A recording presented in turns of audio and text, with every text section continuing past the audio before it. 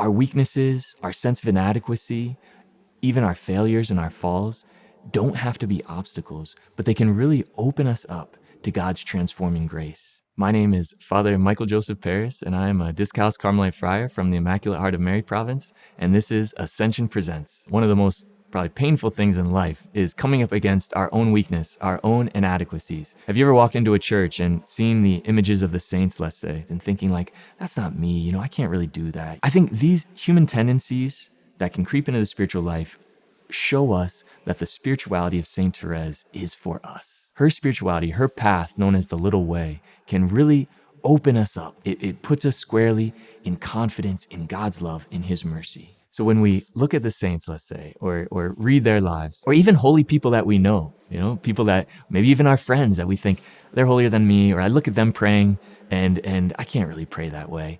So we have this tendency to compare. And actually a good friend of mine struggled with this too. And I want to read a quote that she wrote about this tendency that she had.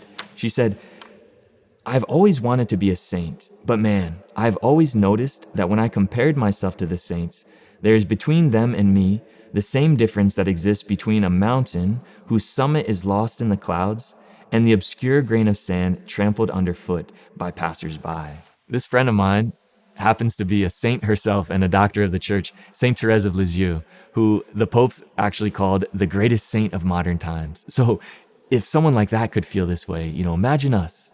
And for Saint Thérèse, this was not false humility. This was not her trying to just get down on herself.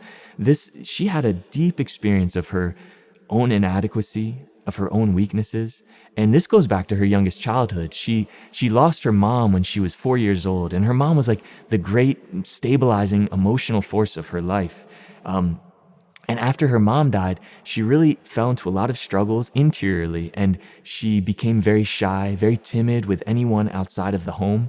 And this caused her problems at school even, so she didn't feel like she could really connect to her peers. And most of her time at school, she called the loneliest, saddest days of her life. Later on too, she struggled with her own emotional reactions. She couldn't quite control her reactions at times.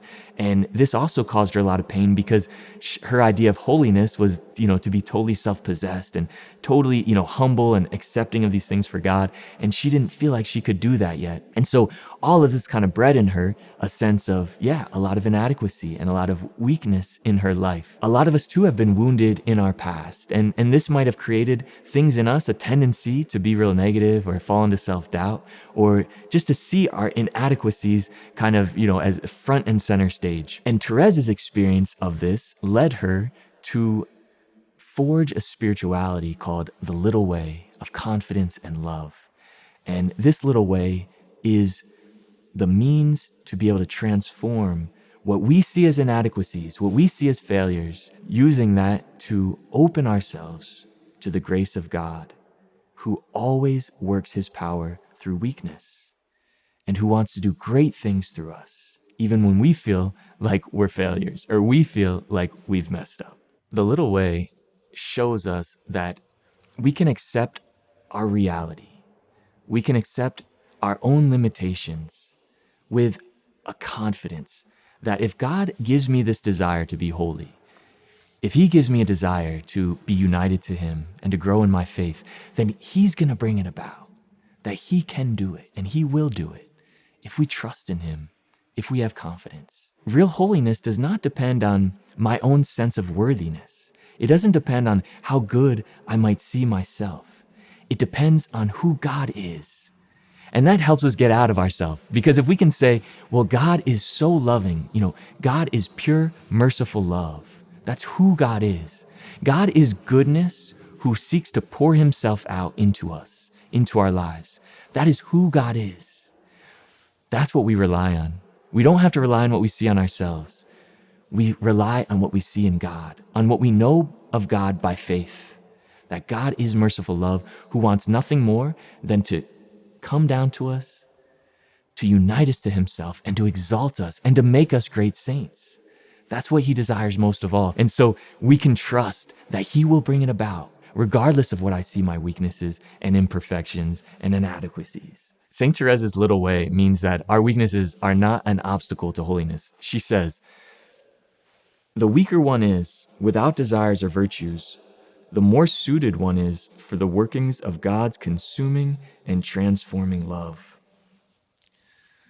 Now, this doesn't mean we shouldn't try to grow in virtue, of course, but it means we can't rely on our own sense of virtue. We can't rely on what we think we're doing for God as our means to God. What we can do is rely totally on Jesus' mercy. And that way, we open ourselves, actually. Our weaknesses, our falls, whatever is in us that we don't like, becomes the space that God uses to enter our lives more deeply, to come in and do his work and do his own transformation that we could never do on our own. The more I see my apparent setbacks, the more I can trust that God will rush into my life and make me who I'm supposed to be and make me who he wants me to be. Even on a practical level, you can say that just spending time with God every day in prayer is already an invitation for this, because prayer is a great moment to kind of unburden yourself with whatever you feel like you failed in that day or things that you've struggled with. It's a moment just to give it all to God. He wants it. And even have a slogan. For me, I like saying things like, the more I see my failures, the more I trust in your love for me. The more I see my weaknesses, the more I trust that you're going to make me a saint.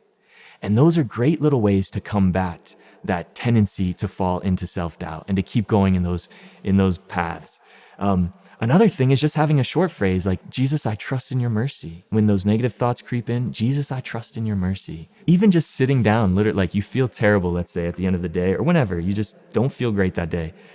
Instead of just rushing to escape into something, going right to your phone or going right to whatever, just sit there and for a couple minutes in quiet, lifting up your hands and just kind of embracing your own poverty. And by doing that, inviting God into it. It's just one little practical way that's not easy to do, but it can take you far. Along with confidence in God's mercy and his power to do whatever he wants in my life comes our willingness to love no matter what. When I feel like I've messed up, or when I'm getting negative on myself, or maybe remembering things from the past, and I'm getting turned in on myself, it's a moment to say, no, I want to go out and love someone. I want to go out and serve someone. It's this choice to kind of get out of myself and to make a choice to love no matter what. That really is, fulfilling the little way, and really is the expression of that confidence and of that refusal to just get down on myself, is the choice to love no matter what. What God desires the most is that we can accept our reality and trust that he will come to us. There's a great line that God comes to us where we are, but he loves us too much to keep us there. And so by accepting our limitations, we invite God into our lives so that he can bring us to where he wants us to be, so he can make us great saints. If you want to learn more, please check out her autobiography, Story of a Soul, where Saint Thérèse really unpacks for us the meaning of the little way. This truth has helped me a lot in my life, and I hope it can help you as well. So thank you for joining me. God bless.